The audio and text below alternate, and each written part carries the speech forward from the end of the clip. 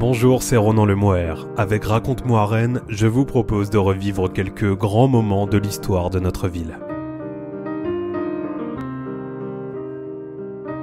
Situé entre Bru et Guichen, le Boël est probablement l'un des lieux de promenade préférés des Rennais du XXIe siècle.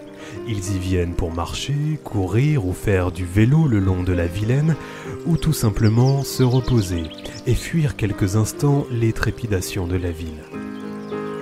Pourtant, qui sait que ce ravissant endroit est au XIXe siècle un lieu de travail dangereux où des carriers tentent d'extraire à même la falaise de quoi gagner leur vie.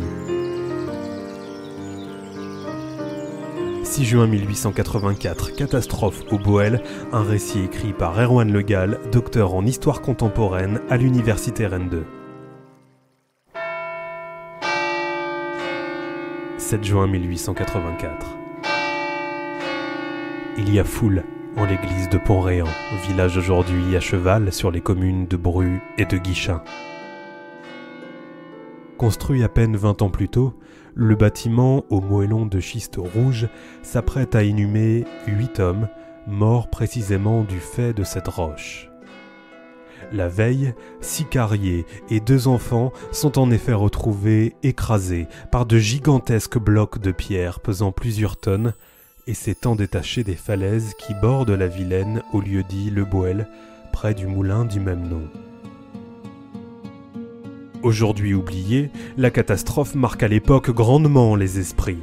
L'émoi est tel parmi la population rennaise que tous les journaux de la ville, qu'unit une concurrence d'autant plus féroce qu'elle se double d'enjeux idéologiques particulièrement lourds, se regroupent pour publier un magazine vendu 50 centimes au profit des victimes de la catastrophe du Boël. Dramatique, ce fait divers dit néanmoins parfaitement la rude vie qui se mène en cette fin de XIXe siècle dans ces parages du sud de Rennes. Si le charmant petit vallon du Boël est, au mi-temps du XXe siècle, source d'inspiration pour des peintres comme Yvonne Jean Affen et Mathurin Méheux, le lieu est en effet, en ces années 1880, un espace de travail où l'on exploite la richesse du sol breton.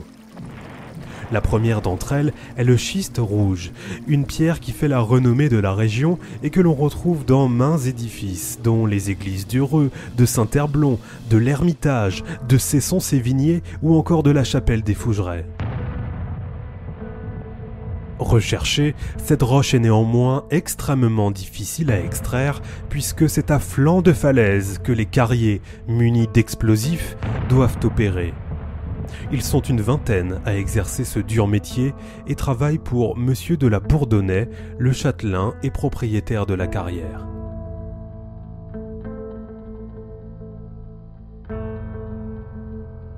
À quelques lieues de là, à Pompéan, des mineurs exploitent quelques filons de plomb argentifère, une aventure débutée au XVIIe siècle en Bretagne et qui, en ces années 1880, emploie près d'1 millier de personnes. Qu'elles soient extraites par les carriers ou les mineurs, les richesses du sol sont embarquées sur les gabarres, qui, sur la Vilaine, attendent d'être chargées.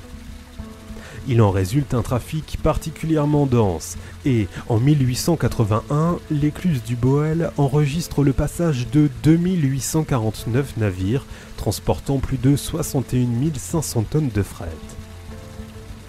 Les importants travaux d'urbanisme menés alors à Rennes, notamment sous le règne du maire Edgar Le Bastard, font exploser la demande, à tel point que le Conseil général fait état d'une hausse d'environ 80% du trafic. Longé par le chemin de fer, indice de modernité caractéristique de ce XIXe siècle du fer et de la vapeur, le cours d'eau reste une voie de navigation indispensable au développement économique, signe d'une nature non encore totalement domestiquée. La Vilaine est en effet capricieuse, et les crues font partie du quotidien des habitants qui ont su, avec l'habitude, développer une véritable culture de ce risque. Cela est tout particulièrement le cas au Boël, vallon encaissé où la montée des eaux peut être très violente.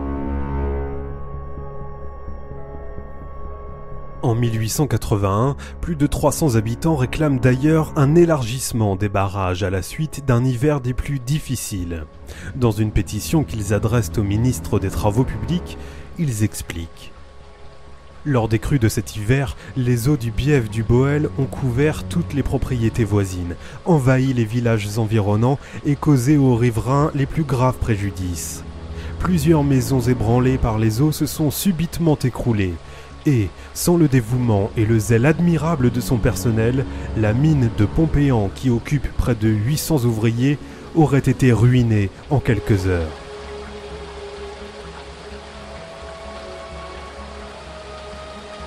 Plus qu'un simple désagrément saisonnier, la pluie constitue un véritable danger pour les habitants du Boël, et plus spécifiquement encore pour les carriers partis à la conquête du schiste rouge. L'eau, en effet, ruisselle et s'infiltre partout pour regagner au plus vite la rivière et, au-delà, l'océan Atlantique. Il en résulte une fragilité de la falaise qui s'ajoute aux dommages causés par les explosifs et qui semble être à l'origine de la catastrophe du 6 juin 1884, journée marquée par une intense chaleur orageuse accompagnée de fortes pluies.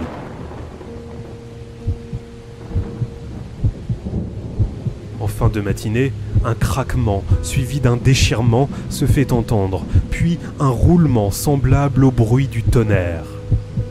Un gigantesque bloc de pierre vient de s'effondrer et emporte avec lui, on l'a dit, 6 carriers ainsi que 2 enfants, le fils de l'éclusier et le beau-fils du propriétaire de la carrière.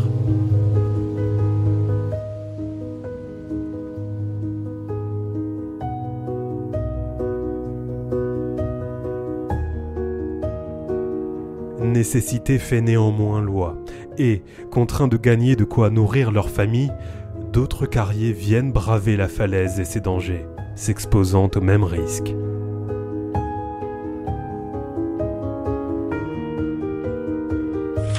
Sept ans plus tard, en juillet 1891, le quotidien catholique La Croix relate d'ailleurs un nouvel accident survenu quelques jours plus tôt dans une carrière de Pont-Réan. 7 malheureux ouvriers surpris dans une carrière par la chute d'un bloc de 25 000 à 30 000 kilos, un seul échappant sans trop de blessures, 4 écrasés sur le cou et retirés après 2 journées de recherche, la tête coupée et les membres arrachés, 2 enfin conduits à l'hôpital et amputés, opération à laquelle l'un d'eux a succombé. Une description atroce et à des années-lumière du délicieux lieu de promenade que nous aimons aujourd'hui arpenter en famille.